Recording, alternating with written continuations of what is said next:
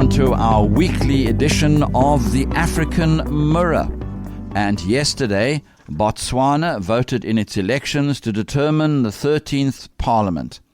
The ruling party, the Botswana Democratic Party, can you believe it, has been in power for 58 years.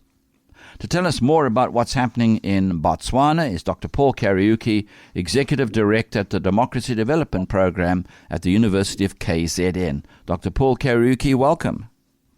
Thank you so much, Shafiq, for having me on the show, and good afternoon to your listeners. This Botswana election, it's an interesting one, isn't it? From the outside, it looks kind of normal, business as usual. But if one drills down, one starts to pick up some interesting trends within the country that Botswana, as stable as it is not exempt from the pressures and the forces exerting themselves in other countries around the world and in Africa. Indeed, you're very, very correct about that. It's not isolated from whatever forces that are, blowing across our continent and even around the world as far as economic matters are concerned, as far as politics are concerned, and more importantly, as far as elections and electoral democracy is concerned. As you correctly pointed out, the elections kicked off yesterday, and they were largely peaceful. Botswana seems to be very eager to have fresh breath of air as far as political leadership is concerned. They went out in their numbers, and everybody is looking forward to hear what the electoral outcome will be, perhaps maybe tomorrow or the day after tomorrow. Of course, I think we have to remind ourselves that Botswana is quite an easy model to study, isn't it? Because I think the population is not more than 6 million, and 1 million people voted, which is quite a small number compared to countries like Nigeria and even South Africa when we run elections. Exactly. And so one would expect, according to what the Electoral Commission has indicated, about 2.3 million people registered for the elections and more than 1.2 million turned out. So that's already over 50% of Botswanans turned out to vote and express their aspiration. It's indeed a positive opportunity for the country to rewrite her history, and to see Botswanan coming out in their numbers like that is very encouraging. Of course, it's not without some concerns here and there, like any electoral process in our African continent. There has been, there were a little bit of suspicions that there could be possible manipulation of the electoral outcome if the parties didn't play the role they have played. So far, from the reports that are coming from the different opposition parties, they are largely satisfied with the process that happened yesterday, and their eyes now are on the counting process, which of course raises any political party's attention, because that's where things can go wrong. Of course, we have to emphasize that there's a massive contrast to the elections in Botswana. We do not expect any political violence after the election, as opposed to Mozambique, where right now, as we speak, a lot of people in that country have even taken to the streets. They're so unhappy with their political dispensation. So there, I think we have something to be more optimistic about in Botswana than, for example, Mozambique, which we discussed the other day. Yes, indeed, you're very correct. I think Botswana are very peaceful people, as far as we know them so far, in terms of how they manage themselves. And but it's always a trigger away if something just goes wrong.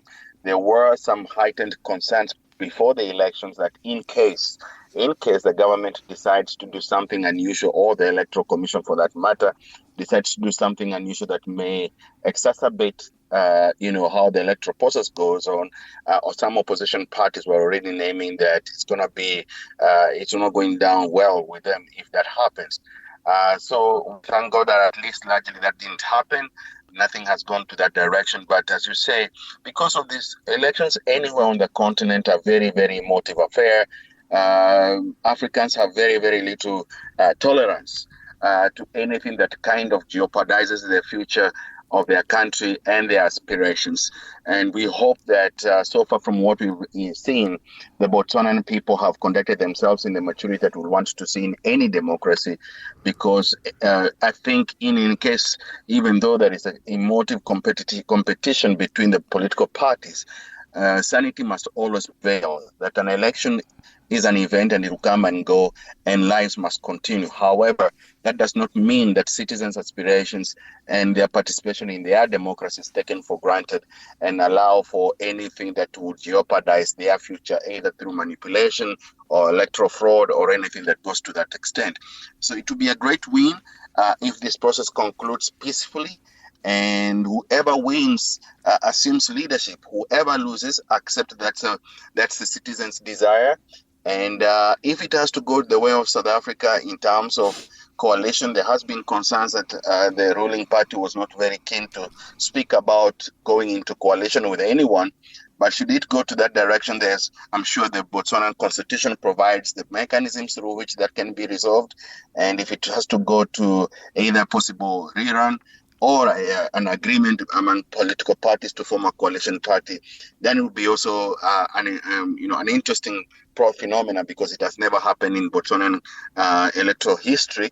And so it's an anticipation. If that happens, then there could be a very interesting chapter opening up for Botswana going forward.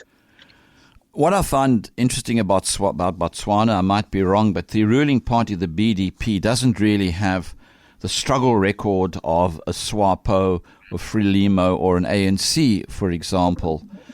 But at the same time, what sort of majority are experts saying that they expect the ruling party to get, if it's going to get one? Is Botswana, as you've hinted, going into an area or an arena where the biggest party will still be the biggest party, but it may not enjoy a 50% majority?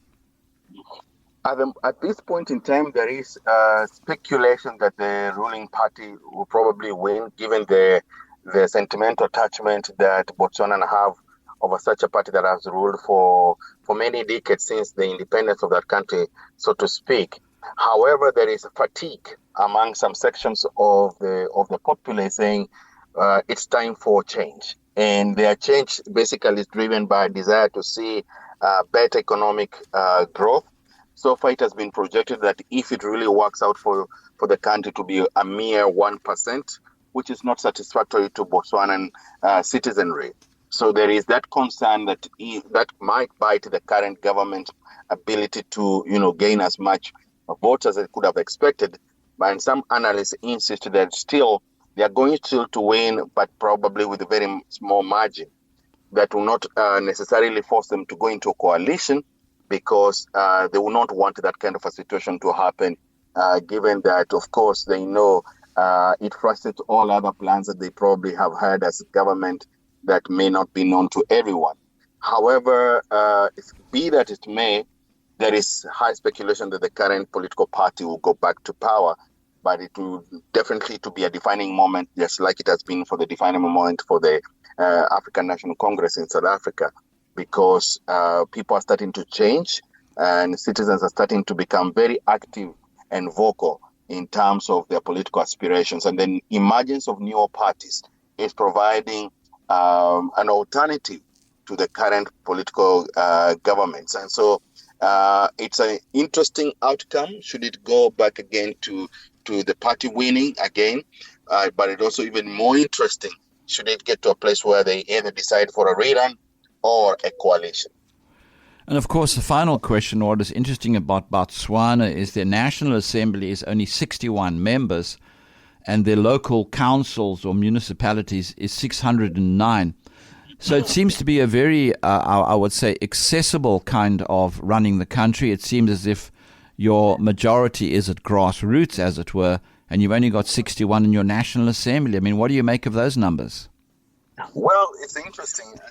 Actually, that got my attention because it tells you that the system or political system in the country is really very much evolved and gives citizens a great opportunity to get in touch with their leaders and hopefully hold them accountable in that regard, and then leave just a few of them to do national level politicking and policy direction and things like that.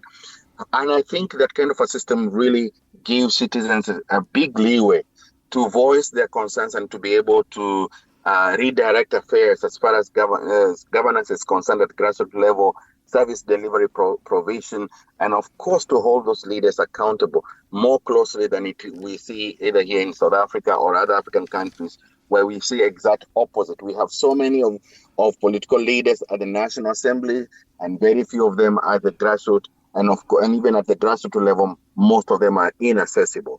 So from what I've gathered is that Botswana are very strong with their local government structures. And I think that's one thing that we African countries may learn from the Botswanan governance system, because a real democracy is sustained by active participation of citizens at their local level, not so much at the national level. So when we see a country like this with this number of numbers at the grassroots level, it tells you that there is a serious indication of empowering communities to come closer to their government and hold them accountable. Whether that translates into improved, better service delivery at the local level, better governance and accountability, and all those things that we like to see is still, a story that has to unfold. But from what we see, it's a very powerful decentralized structure of political governance. Dr. Paul Kariuki, Executive Director at the Democracy Development Program at the University of KwaZulu Natal. Thanks for joining us on our weekly edition of African Mirror. Next week, same time, different topic. Dr. Kariuki, as always, it's been a pleasure.